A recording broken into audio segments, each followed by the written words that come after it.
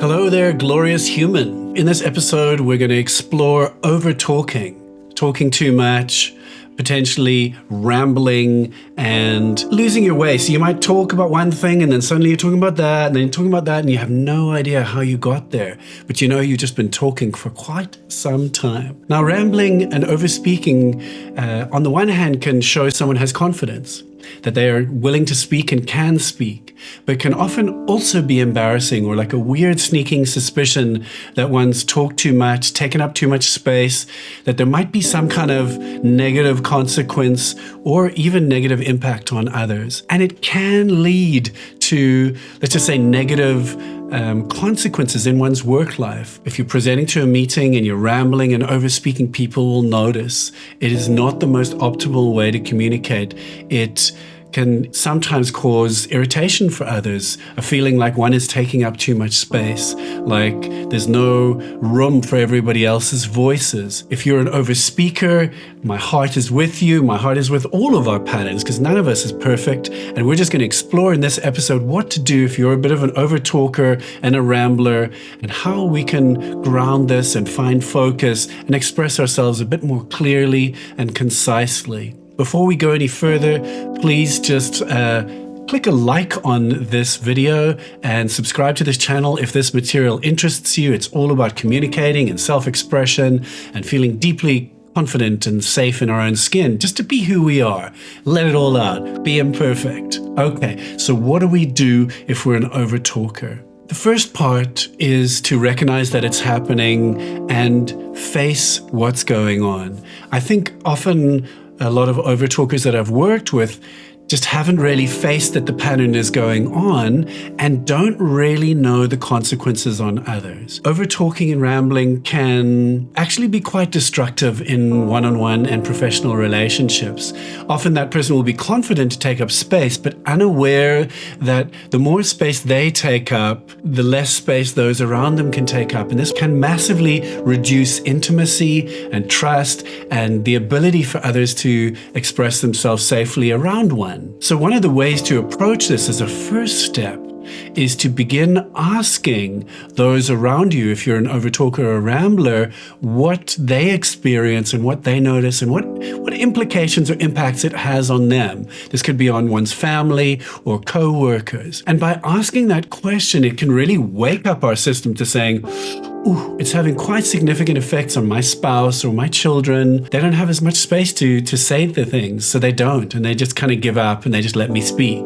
That'll already potentially drive a lot of change, is recognizing and really facing the impacts on others. The second aspect is there can be a dimension of an anxiety response in this. The nervous system is upregulated into the sympathetic nervous system, and what I mean is fight or flight. There's some adrenaline in the body. I get excited or I'm a little bit afraid, and so I overtalk. It could be either. Sometimes it is like a confident excitement, just the words come out and it's quite satisfying to get them all out. But while the words are being driven by adrenaline, we're essentially going to overspeak. So in this step, what we really want to do is regulate our nervous system, get grounded, get into our bodies. And really, I'm almost preempting the next step, because the next step is get into our bodies. Get out of being up here in our ideas, expressing ourselves. Because I'll often find that people who are over-talking are getting lost up here. They're in their heads, they're talking, there's a bit of adrenaline and excitement or fear going on, and it's all coming out.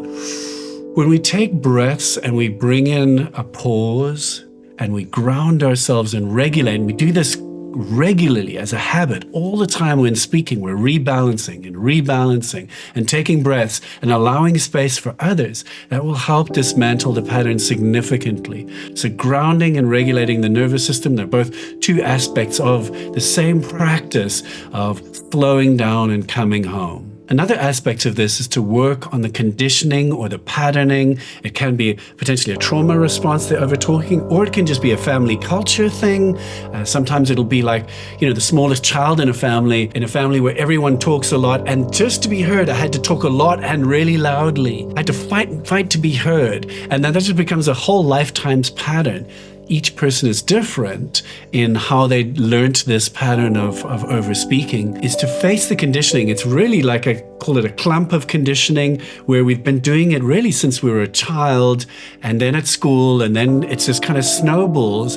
And so doing deconditioning work around it and making choices around it is an important step. When I'm working with clients, I'll often use EFT and some cognitive processes and other tools, but we'll seek to dismantle the pattern. So that's what I would suggest you do. If you're working with a support practitioner of your own, work with them to work on the conditioning around speaking too much or taking up too much space. And a really interesting additional dimension of this is that over-talking or rambling involves some kind of disconnection from the other. Because when we're over-talking, actually usually we'll be losing the other person, or potentially we've captured them and we're talking and they're going yes, but they're actually feeling inside like this is too much.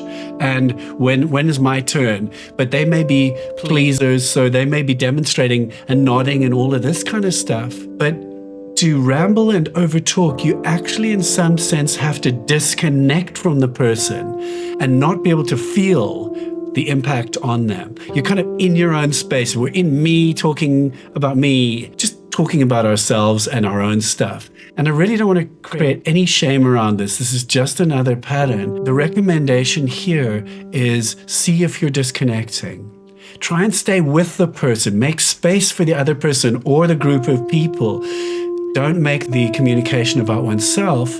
Keep it about us. And then from within that us space, one will generally notice and watch what's going on with the other person or people. Take more breaths, regulate, slow down. And that will often allow us to just balance the pattern out. Generally, over-talkers and ramblers are also amazingly powerful communicators and confident, and it's a beautiful skill to share with a group. You can help the quieter voices come in, but it's almost like a responsibility as a confident speaker, possibly over-talker, to make space for others. And the last thing I want to say is just hugely important when we talk about the deconditioning is also to decondition the shame response. If you've over-talked and you're worried about it the next day or an hour later and there's a shame hangover there, I would really invite you to do the work to clear that shame response. That shame, oh, I did it again. I'm the worst. I talk too much. I lose my way. They must think I'm horrible. That is part of what keeps the pattern in place. I'd like you to do the work on the whole pattern, but decondition and lose the shame. The shame doesn't actually help you heal.